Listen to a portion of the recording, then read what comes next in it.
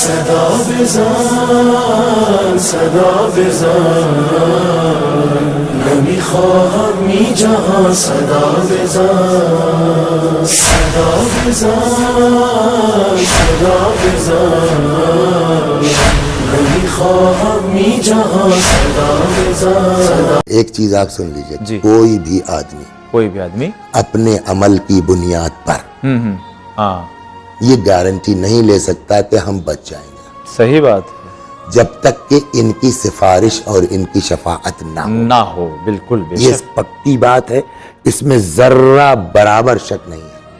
लेकिन अगर इन्होंने कहीं खुद कह दिया हो ए भैया हमसे नहीं मतलब है, अरे हम आपके बारे में कुछ न कर पाएंगे, कुछ न करेंगे, कर पाएंगे की बात नहीं है, तो सकते हाँ हम आपके बारे में कहाँ है। मसलन एक लोग हैं जिनके लिए कई जगह रिवायात मिलेगी जी, जो नमाज को हल्का समझेगा। अल्लाह, ये नहीं है कि नमाज नहीं पढ़ता, मैंने इस्तखफ़ बिस्सलात, नमाज को हल्का, जो नमाज को हल्का समझता है हम उसकी शफाअत नहीं करेंगे।